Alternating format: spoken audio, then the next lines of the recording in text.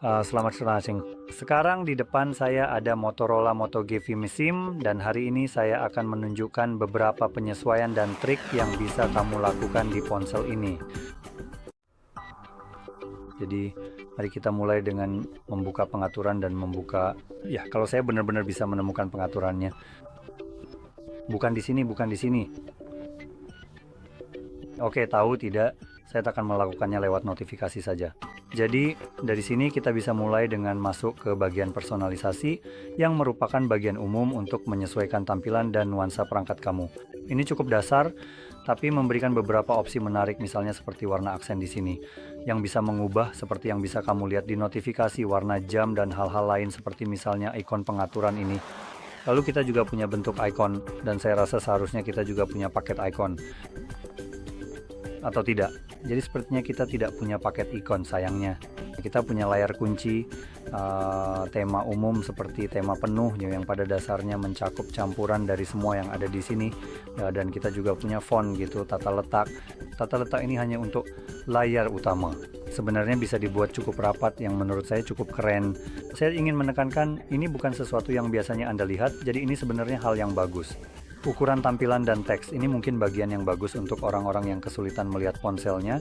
Anda bisa memperbesar semuanya di sini, membuatnya benar-benar sangat besar dan jelas.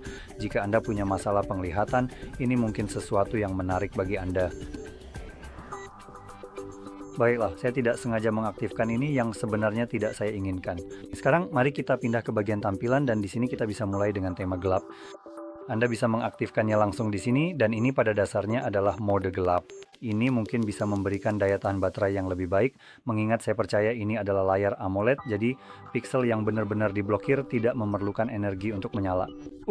Yang juga bisa Anda lakukan adalah mengetuk teksnya langsung, dan ini akan memberi Anda opsi untuk mengaturnya sesuai jadwal, yang memberikan dua pilihan, yaitu dari matahari terbenam hingga matahari terbit, atau dengan pengatur waktu khusus. Jadi ini akan membuat perangkat secara otomatis beralih dari mode terang ke mode gelap berdasarkan waktu, memberikan Anda apa yang bisa dianggap sebagai yang terbaik dari kedua dunia. Sekarang opsi berikutnya di bawahnya adalah warna. Ini hanya menentukan seberapa jenuh tampilan Anda, dan jika Anda merasa layarnya terlalu jenuh warnanya, kadang-kadang saya juga begitu, Anda bisa mengubahnya, misalnya menjadi sesuatu seperti natural. Ini akan sedikit meredam warna-warna agar tampilan menjadi lebih enak, lebih menyenangkan dan realistis. Sementara mode vivid justru berusaha meningkatkan warna agar terlihat cerah, hidup, dan sangat mencolok. Sekarang kembali ke sini, kita juga punya opsi refresh rate layar dan ada pilihan smart dan balance, hyper smooth atau efficient first, yang menurut saya adalah nama-nama paling konyol yang pernah saya dengar. Jadi yang pertama itu pada dasarnya adalah mode smart. Ini menggunakan baik refresh rate tinggi maupun rendah. Rendah di sini maksudnya seperti 60 hyper smooth. Pada dasarnya seharusnya selalu menggunakan refresh rate tinggi tanpa turun ke refresh rate rendah saat tidak diperlukan seperti yang dilakukan mode balanced. Dan yang efisien pertama pada dasarnya akan memprioritaskan daya tahan baterai saja dan mencoba menjalankan akan menjalankan tampilan pada refresh rate yang lebih rendah hingga 60 frame, mungkin menurunkannya atau bahkan lebih rendah lagi, tetapi ini semua hanya semacam saya cuma bercanda di sini karena skema penamaannya benar-benar bodoh. Atau baiklah, kalau mau adil, kecepatan penyegarannya. Apa yang saya katakan itu benar, kecepatan penyegaran spesifiknya kemungkinan besar tidak demikian. Hyper smooth akan berada di 120, ini akan sampai 60 sampai 120. Tapi saya tidak tahu seberapa rendah bisa turun dan apakah benar-benar bisa turun di bawah refresh rate yang ditentukan, sementara yang ini bisa sampai 120 dan turun di bawah pasti ke 60, tapi saya tidak yakin apakah bisa turun di bawah 60. Jadi ya. Sekarang setelah penjelasan itu, tujuan saya menunjukkan ini adalah jika Anda tidak melihat banyak perbedaan antara refresh rate tinggi, misalnya hyper smooth dan efficient, jadi 120 atau 60 mungkin akan lebih menguntungkan bagi Anda untuk memilih opsi 60 yaitu yang ini, dan melewatkan yang satu ini. Dan alasannya, jika Anda tidak melihat perbedaannya, Anda hanya membuang baterai untuk sesuatu yang tidak bisa Anda lihat. Yang akan Anda dapatkan hanyalah masa pakai baterai yang lebih baik, yang jelas mungkin benar-benar bisa Anda rasakan. Sementara jika Anda memang melihat perbedaannya, tetaplah dengan opsi Smart dan Balance dan jangan pernah mempertimbangkan Hyper Smooth, yaitu 120, karena ini memberi Anda manfaatnya tanpa kekurangannya. Jadi ya, sekarang lanjut lebih jauh dan masuk ke, saya rasa ini akan ada di tempat lain, mari kita lihat. Gestur, ya kita punya navigasi sistem kita, dan di sini kita punya navigasi 3 tombol dan gestur. Sekarang kita bisa klik pada pengaturan untuk gestur yang juga memberi kita lebih banyak opsi. Kita bisa meningkatkan atau menurunkan sensitivitas dari masing-masing gestur ini dari sisi ke sisi. Dan sesuatu yang ingin saya tekankan adalah ini adalah fitur Android yang secara teknis hampir setiap Android seharusnya punya. Tapi bahkan ketika kamu seperti mengaktifkannya melalui opsi pengembang, menurut saya hanya Motorola setidaknya saat ini yang memiliki fitur ini berfungsi seperti yang saya lihat. Ketika kamu melakukan swipe back, itu sebenarnya menunjukkan sebagian dari halaman sebelumnya sehingga kita bisa melihat pengaturan lain di sini. Yang ini adalah Android dan hampir tidak ada ponsel lain yang benar-benar memiliki ini meskipun menjalankan Android. Dan fitur ini udah tertanam di dalamnya. Jadi memang sengaja dimatikan dan ini adalah fitur yang cukup keren di mana kita bisa sekilas melihat seperti apa halaman sebelumnya. Ngomong-ngomong dan sekarang dengan menggeser ke bawah, kita juga punya bilah navigasi. Jadi kita punya tampilkan atau sembunyikan, yaitu bilah yang ada di sini. Dan kamu bisa saja menyembunyikannya untuk tampilan yang lebih bersih. Saya ingin cek sesuatu. Jadi sekarang kita sudah punya Circle to Search. Ini memberitahu saya bahwa fitur ini belum diaktifkan, jadi saya bisa mengaktifkannya. Ya, ini belum, saya tidak tahu di mana letaknya. Jadi ketika diaktifkan, kamu bisa lihat saya bisa melakukan hal seperti Circle to Search sesuai dengan namanya. Kamu juga bisa mengetuk sesuatu.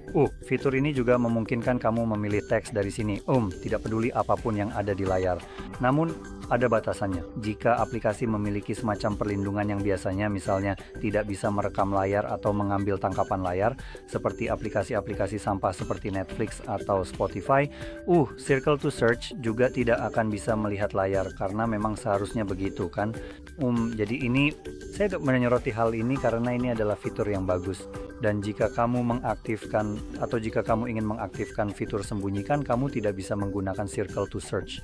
Sekarang Motorola melakukan sesuatu yang bodoh lagi di sini dan perangkat lain menempatkan Circle to Search di halaman yang sama dengan navigasi karena memang terkait dengan itu. Kamu hanya bisa menggunakan Circle to Search dengan gestur. Dan jika kamu menyembunyikannya, seharusnya fitur itu otomatis mati dan kamu seharusnya punya opsi untuk mengaktifkannya di bawah. Desain yang bodoh di sini. Saya benar-benar tidak tahu di mana letak Circle to Search karena ada orang bodoh di Motorola yang memutuskan untuk menaruhnya di tempat lain, bukannya membiarkannya di tempat default seperti biasanya. Jadi ya, jadi biasanya kamu bisa saja menyembunyikan ini, tapi dengan menyembunyikannya kamu tidak akan bisa menggunakan Circle to Search dan sebaliknya. Circle to Search kamu tidak akan bisa mengaktifkan ini. Secara pribadi saya merasa Circle to Search itu lebih berguna bagi saya daripada menyembunyikan ini, meskipun saya ingin punya keduanya. Dan seharusnya ini tidak sulit mengingat kamu hanya perlu membuat ini transparan dan area tersebut tetap aktif. Tapi sekali lagi mari kita tunggu beberapa tahun lagi sampai mereka menemukan fungsi itu. Mungkin mereka lambat tapi mereka punya semangat, tahu kan? Jadi untuk saat ini kita agak terpaksa harus tetap menggunakan bar untuk memakai Circle to Search, bukannya bisa menyembunyikannya. Sekarang satu hal terakhir yang ingin saya bahas adalah swipe untuk asisten. Opsi ini khususnya di bagian gesture, ini sampah. Kalau memang benar-benar bisa diluncurkan. Akhirnya muncul juga. Sudah diluncurkan, jadi ini hanya Gemini yang diluncurkan. Secara pribadi saya lebih suka mematikan fitur sampah ini, karena kita sudah punya banyak cara untuk meluncurkannya. Google benar-benar memaksakan ini di setiap celah yang bisa mereka temukan pada diri Anda, jadi Anda dipaksa untuk menggunakannya. Ini salah satunya. Lalu kita punya Hey Go, yang sebenarnya bisa saya lanjutkan, tapi saya tidak mau mengaktifkan Google Assistant Anda. Jadi kayak itu satu lagi. Cara lain adalah dengan menahan tombol daya. Baiklah, coba lihat itu. Cara lain untuk meluncurkannya. Cara lainnya adalah dengan pergi ke sini dan mencarinya di Google. Lihat itu. Itu cara lain untuk meluncurkan asisten Anda. Dan cara lainnya adalah dengan mencari Gemini. Wow, kita punya banyak case raw untuk melontarkan kotoran anjing yang sama. Saya cukup yakin satu saja sudah cukup, seperti aplikasi lainnya yang memilikinya. Jadi ya, saya lebih suka mematikan sebagian besar dari itu karena sudah banyak cara untuk meluncurkan sampah ini. Jadi kalau saya ingin menggunakannya, saya akan gunakan. Saya selalu punya setidaknya satu cara untuk menggunakannya. Saya tidak butuh 5 cara untuk meluncurkan sampah yang sama di ponsel saya.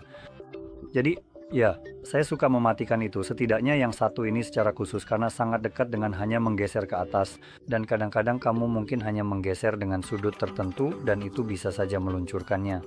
Kamu sebenarnya tidak ingin melakukannya, tapi itu tetap terjadi, kamu tahu, karena memang itu maksud Google saya rasa. Jadi intinya, itulah beberapa penyesuaian penting dan trik cerdas yang ingin saya tunjukkan kepada Anda beserta segala keluh kesahnya. Dan jika Anda merasa bahwa ini sangat membantu dan bermanfaat, jangan lupa untuk menekan tombol like, berlangganan, atau subscribe. Dan terima kasih banyak sudah menonton video ini.